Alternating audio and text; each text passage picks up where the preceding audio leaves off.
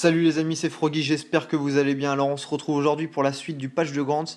Tout d'abord, je voulais avoir votre petit avis, du coup pour savoir si cette police d'écriture que j'ai utilisée du coup dans cette analyse vous satisfait plus que celle que j'ai utilisée dans Hydrasil ou l'inverse. Donc j'attends vraiment vos avis dans les commentaires, comme ça au moins je me calerai vraiment sur ma police d'écriture.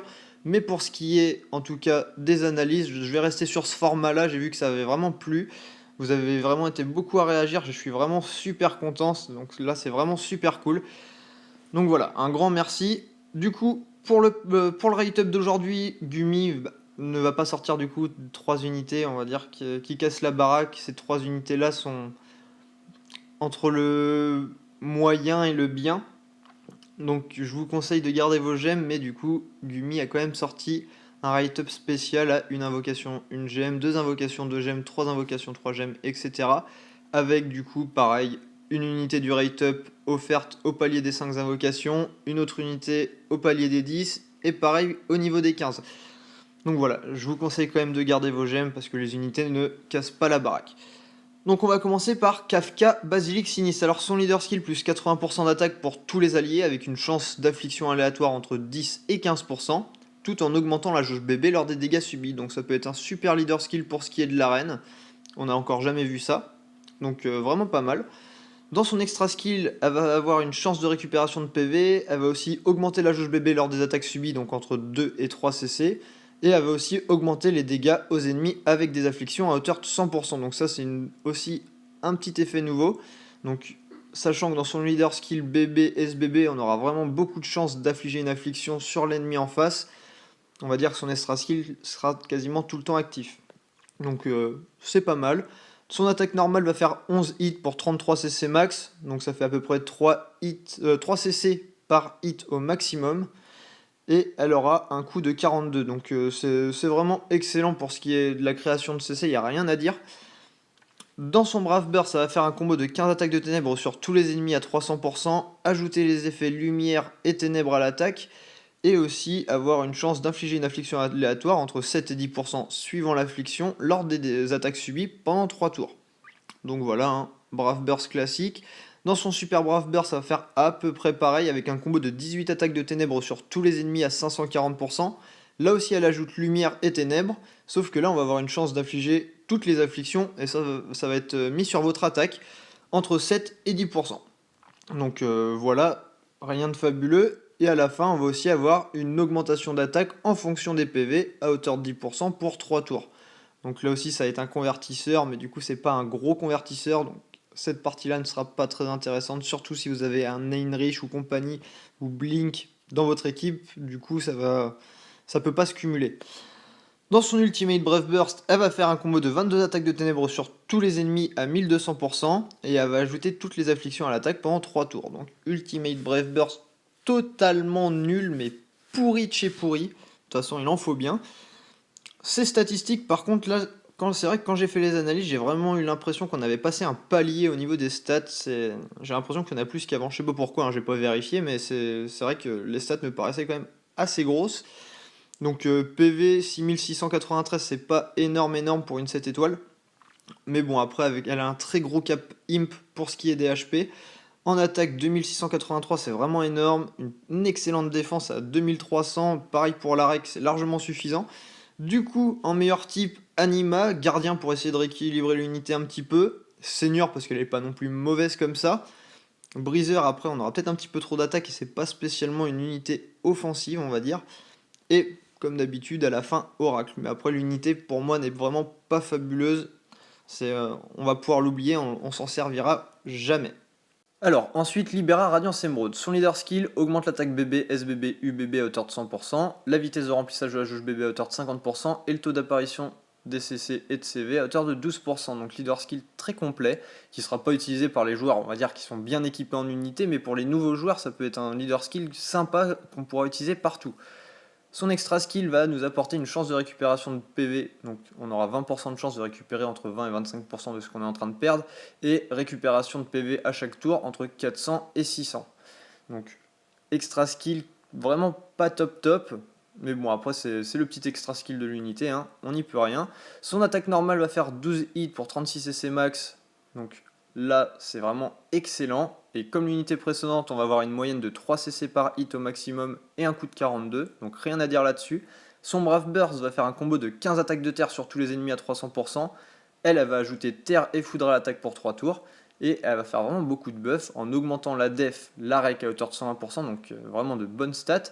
Et en plus, elle va aussi augmenter le taux d'apparition de CV et de CC à hauteur de 20% pour 3 tours. Donc pour un Brave Burst, c'est d'excellents buffs. Donc super.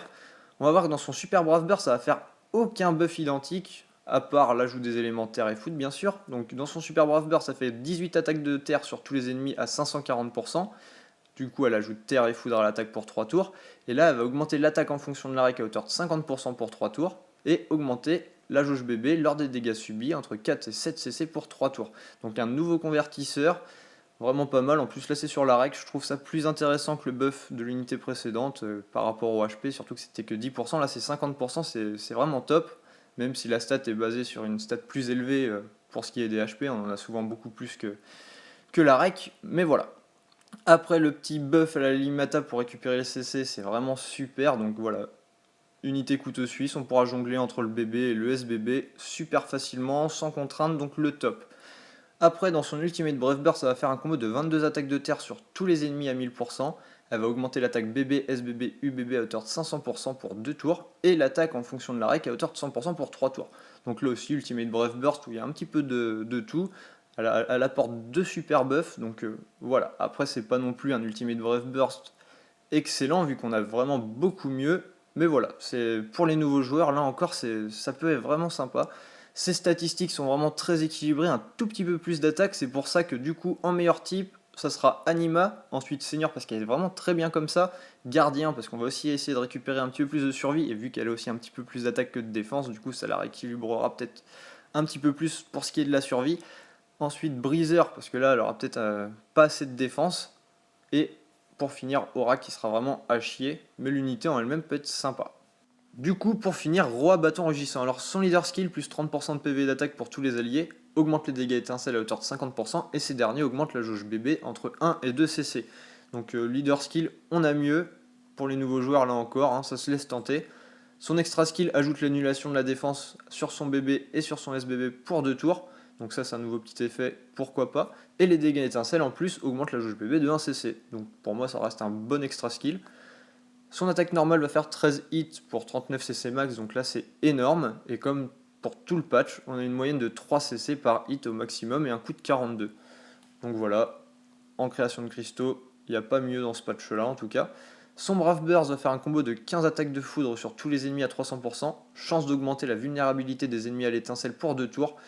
Donc ça c'est à hauteur de 25%, mais je crois qu'on a 25% de chance d'augmenter la vulnérabilité de 25%. Ça sera confirmé avec les nouveaux buffs. Je vais toujours avoir un petit peu de mal, j'ai jamais joué sur US ou sur Jap.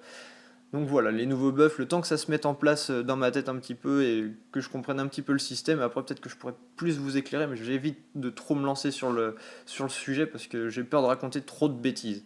Après, l'unité, elle rajoute foudre et terre à l'attaque pour 3 tours, donc voilà, Brave Burst classique parce que dans son super Brave Burst, il va faire exactement pareil, mais avec un buff supplémentaire. Du coup, ça fait 19 attaques de foudre sur tous les ennemis à 540%. Chance d'augmenter là aussi la vulnérabilité des ennemis à l'étincelle à hauteur de 25% pendant 2 tours. Et ça va ajouter foudre et terre à l'attaque et augmenter les dégâts étincelles à hauteur de 70% pour 3 tours. Donc super Brave Burst. Franchement, la chance d'augmenter la vulnérabilité des ennemis à l'étincelle, ça a vraiment l'air d'être vraiment fumant. Donc rajouter en plus un buff Spark, moi j'ai envie de vous dire, ça se laisse tenter en FH, pourquoi pas. Donc après ça sera confirmé, mais ça a l'air pas mal. Son Ultimate Brave Burst fait un combo de 23 attaques de foudre sur tous les ennemis à 1200%. Là aussi il augmente la vulnérabilité des ennemis à l'étincelle, mais c'est là où ça m'avait mis la puce à l'oreille. Je pense qu'on a 50% d'augmentation de vulnérabilité pour les ennemis, et là on a 100% de chance que ça s'active. Donc après, pendant un tour, là ça sera confirmé parce que j'ai vraiment peur encore de raconter des conneries. Et par contre, là du coup, augmente les dégâts étincelles à hauteur de 130%. Là je peux pas me tromper. Donc si c'est ce que je pense, son Ultimate Brave Burst peut vraiment être super classe. Après, dans les statistiques, vraiment orienté attaque. En plus, on a très bon HP, hein, c'est 7000. Les autres, elles avaient 6600, 6700. Là, 7000, c'est vraiment énorme. En plus, un très bon cap imp en attaque, sachant qu'on a énormément d'attaques sur l'unité. c'est pour ça que en meilleur type, j'ai choisi Anima, ensuite Breezer pour vraiment qu'elle défonce tout. Là, je crois qu'on sera quasiment à 4000 d'attaque. J'ai peur de raconter des bêtises, 3600 ou 4000, je sais plus. Mais ça va vraiment être énorme en la impant, bien sûr. Ensuite, Seigneur, parce que du coup, elle est très très bien comme ça. On a une bonne défense, pourquoi pas. Et après, ensuite, Gardien, parce que du coup, on aura quand même beaucoup moins d'attaque. Et l'unité, au final, on va essayer de jouer un petit peu avec son buff Spark, donc la mettre dans des teams FH, des teams critiques. Donc du coup, on va dire que la défense, ça sert un peu moins. Et pour finir, du coup, Oracle, parce que là, ça sera vraiment à chier pour le coup. Donc voilà, pour moi, l'unité, elle a vraiment l'air d'être pas mal. Donc pourquoi pas essayer d'invoquer pour celle-là et pour le petit couteau suisse. Si vous êtes nouveau joueur, ça peut être intéressant. Sinon, essayez de garder vos gemmes. Donc j'espère que la petite vidéo vous a plu. J'attends vraiment vos avis par rapport aux polices d'écriture, savoir laquelle je garde. Comme ça, au moins, je me formaterai bien pour les prochaines analyses. Et du coup, je vous souhaite un très bon FH pour cet après-midi, un très bon write-up pour ceux qui vont invoquer. Et je vous dis à la prochaine. Ciao, ciao!